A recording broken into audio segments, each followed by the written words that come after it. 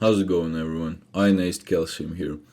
Piracy has for a long time been a term associated with the unlawful seizure and reproduction of goods.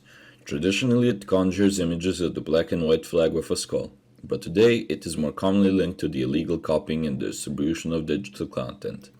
This video you're watching will explore the history of piracy, starting off with its roots, getting to the digital age, and ending off with a few thoughts of my own. I want to be known that if at any moment I make a joke referring to piracy is good or piracy is this and that, I want it to be known that it is purely a joke. Please do not commit piracy, it is an act against the law. So let's get started.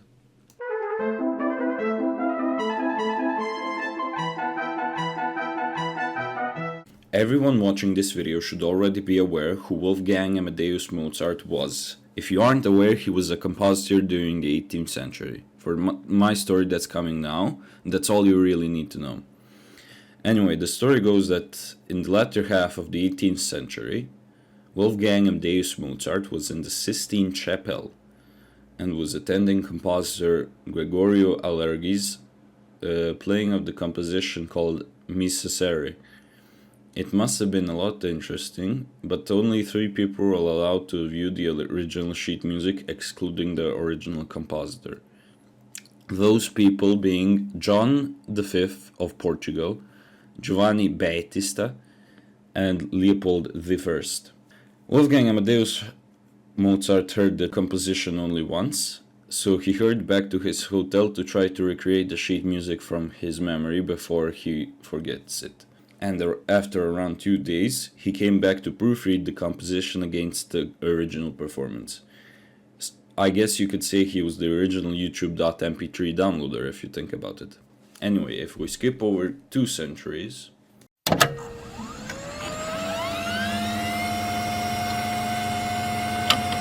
After 2 centuries, the first ever digital computers were starting to be mass-produced for the consumer market. Slight issue: since computers were invented before the internet, the concept of online piracy didn't exist initially. However, most software was distributed on floppy disks, which lacked copy protection, allowing users to easily duplicate the software onto a blank floppy disk and share it freely with their friends. There was a legal version of this, as it was referred to as shareware software, but it was usually a fragment of the full program. The first version of the internet was made in 1983. However, the World Wide Web as we know it today only came by in 1990, which meant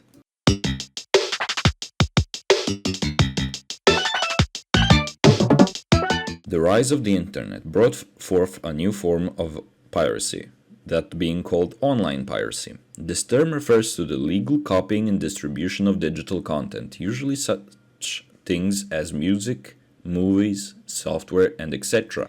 The digital age began to reshape piracy in the late 20th century, driven by the proliferation of personal computers and the internet. An infamous, readily available file-sharing service formed in 1999, and it was called Napster. It was more so a digital audio distribution program. It was available as a free download on www.napster.com. It still exists, however, I can get to that later.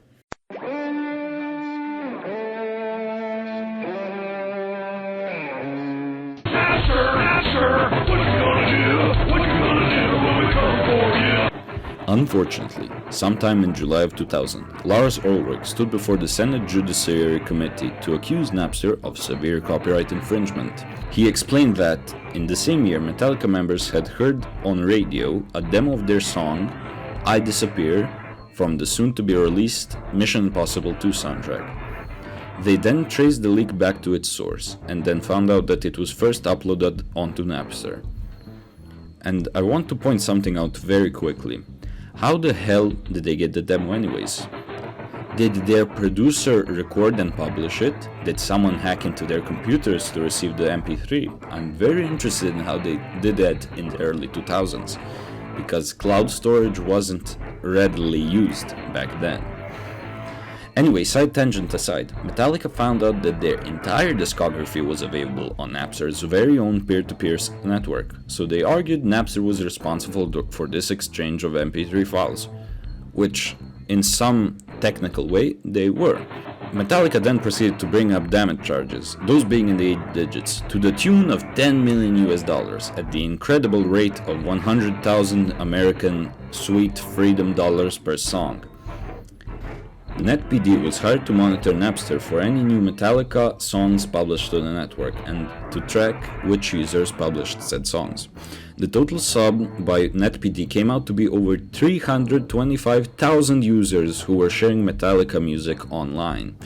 Napster did emergency cleanup and banned over 300,000 of those users. However, some people made an unban tool which used the Windows registry to unban you from Napster's network. So, the result was that, in March of 2001, Marilyn Hall Patel, the federal district court judge ruling the case, issued a preliminary injunction in the favor of Metallica, whilst the case resolution was still pending. Do I understand what a preliminary injunction is? Hell no, it was hard as fuck to read that, let alone comprehend it. It basically forced Napster to put a file filter within 72 hours or face a shutdown. I imagine it must have taken a shit ton of time to remove the entire Metallica discography, since it likely included live music. Also about the lawsuit. Excluding them, Dr. Dre, RIAA, and a few other record companies filed their own lawsuits too. However, there's a positive outcome to this, because in July of 2001, Napster managed to reach a settlement with Metallica and Dr. Dre after some rich bitch-ass German conglomerate company expressed that they wished to purchase the rights of Napster for a little below 100 million American freedom dollars. The settlement also sounded pretty good. Napster would be forced to block any artist's music who didn't want their music on Napster, which allowed artists who wanted their music on Napster to self-publish it onto there. However, the deal fell through, and this didn't happen because the judge, Peter Walsh, ruled that the deal was tainted for whatever reason. I call that judge a big-ass pussy.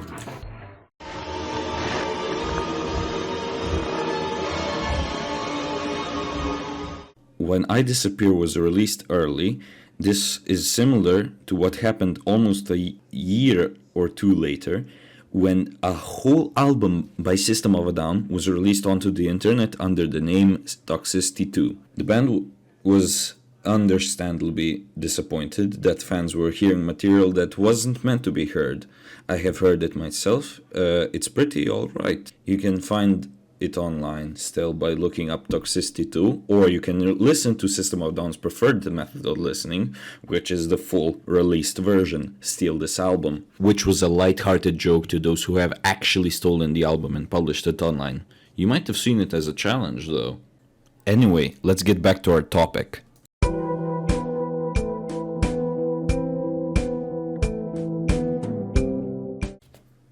Let's rewind the tape a little bit. So, before Napster's liquidation in 2002, there was a looming sense that Napster was gonna get shagged by all the record companies. So a company named Rainberry Incorporated jumped on the chance that Napster's demise was coming soon, and made their own peer-to-peer protocol named BitTorrent. However, literally no one calls it that, instead just calling it torrent. Oh, and by the way, the story I just told, I can't confirm if that's actually why they made BitTorrenting. It's just my personal game theory. From what I gather, BitTorrent works very simply, but it also must have been hard to program it at the time. So, it has seeders and leeches, with seeders being those who have all the untempered files, aka the host. Now, leechers can get their files via connecting directly to the seeder's BitTorrent clients and leeching off their files. When their download is finished, they become a seeder and the process can continue. If you think about it, it kind of spreads like a plague. Ain't that something? Now, what's cool about BitTorrent is that it isn't really made for piracy. It's more so made for a file sharing service that has zero moderation, which means that piracy can be done, but those who make the BitTorrent clients don't get punished, because how can they moderate an unmoderatable service? They don't have search built in. Well, most don't, but I'll get to that later. Anyway, they are loose scot-free, whilst eventually a user can get railed by a lawsuit, but the likelihood of that happening is slim to none.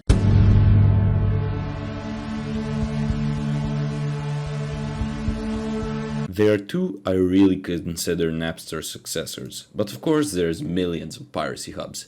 Anyway, in May of year 2000, LimeWire popped up on the scene, which was everything Napster was, but quite literally more.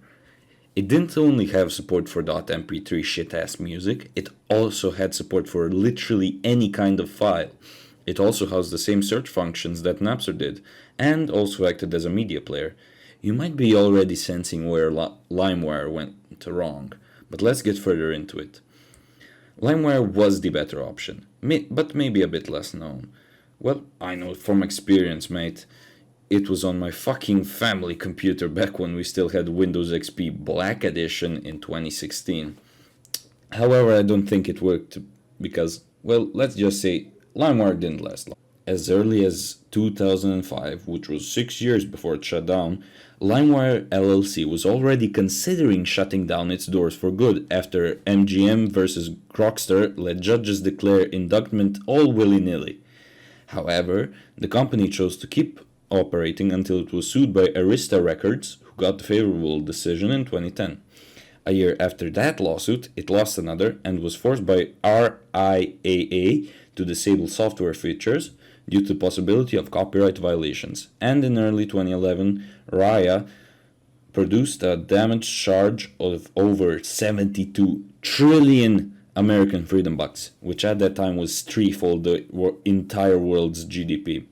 And finally, at the end of LimeWire's story, on May of 2011, they agreed to pay 13 record labels around $100 million USD. RIA's chairman proclaimed this was a milestone in making online music an actual good marketplace that rewards creators. Ain't that a neat ending? The funniest fact about LimeWire is they offered a pro version, which of course was put onto LimeWire not long after, for free. Anyway, the second thing I find to be a real successor to Napster was, well, you might have guessed it by now, really. It's thepiratebay.org. Everyone knows it. It literally needs no explaining. However, if any younger audience... Wow, look at me, 15 years old and calling my fucking audience younger. Anyway, if any younger audience doesn't know what the Pirate Bay is, well, it's an online index of a fuck ton of shit. Founded in 2003 by a dude from Sweden, it allows people to search, download, and hell, even contribute magnet links / torrent files, which was where BitTorrent gained true popularity. At this point, it's an infamous site, really, and it's literally only a site, like no download, technically, necessary to view it. It was made in HTML, JavaScript, and PHP. Hell, even I can do those first two things to some degree. Anyway, in April of 2009, the founders of the Pirate Bay were found guilty of making an easy-to-use copyright violation. Also, that's just Pirate Bay. And were forced to serve prison time and pay fines. Hell, even some internet service providers started blocking access to the Pirate Bay. Anyway, after a lot of time in prison, the founders were all released in 2015 after having shortened sentences. Still a lot of time in there, around 6 years. So, those are the two successors I found to be directly flourished from Napster. Sure, there are different things like igg-games.com, allpcworld.com, allmacworld.com, fitgirl-repacks.site, and so on and so forth, but these are like moderator or request based, not being as decentralized as, well, LimeWire and the Pirate Bay. You have also Reddit, but they actually moderate, so your content might not be good on there. However, something interesting I have to say about video game piracy.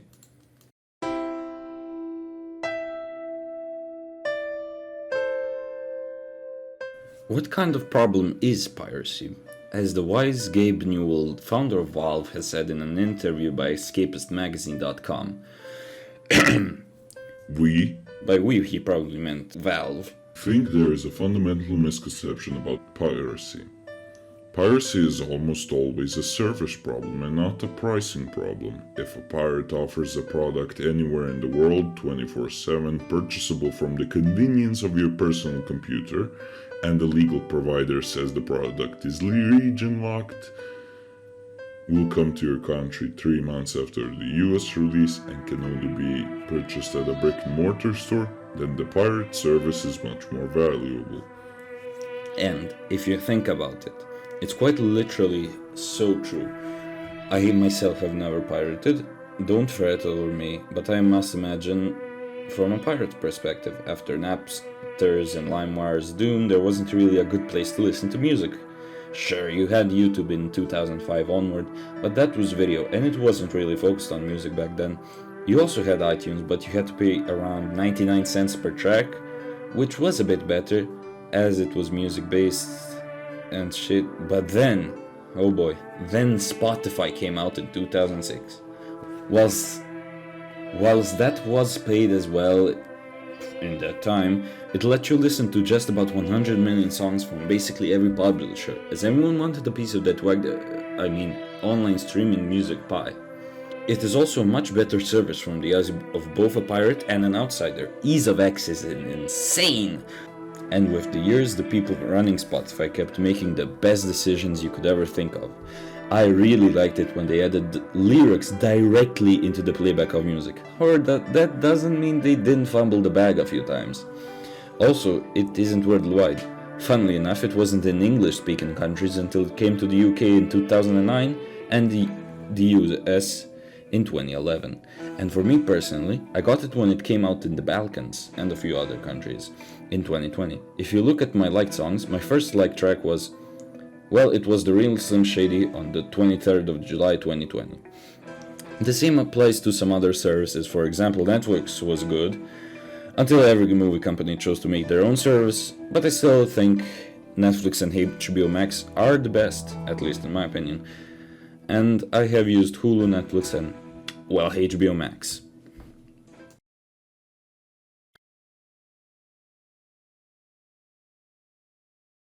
This is gonna be a short little segment, but I just wish to add that somehow in 2024, Napster is still a service available to users to use. However, it has changed since its roots, and it is no longer a piracy form or a free thing for users to share their library of music. Instead, it's a music streaming service like Spotify or something similar to that. You can still check it out now on, I think the URL is, let me check, on the internet. The URL is www.napster.com. It's 30 days free, $11 for a month of... You get the gist. This isn't sponsored, by the way. If anyone is just interested, I think it's very interesting.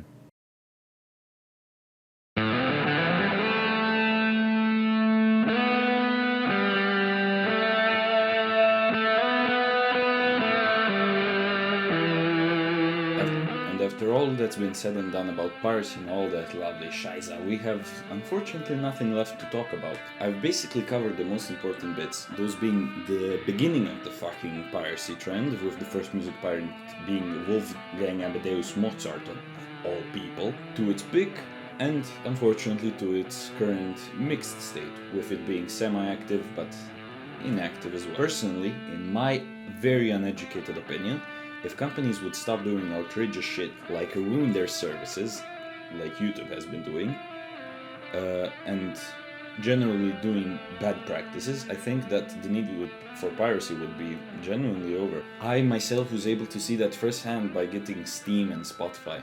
After years of borrowing my older cousin's CDs and DVDs to enjoy his finest music and video game selection. Yes, I haven't been pirating, I'm a good boy, I haven't violated the DMCA law. So, to end it all off, let's have a toast. A toast to the history of the internet, which is almost parallel to the history of piracy. May the conglomerate companies realize that making better shit will increase profits and decrease piracy, and that we can enjoy software again, and never forget. Fuck Microsoft and fuck Adobe. Have a good one.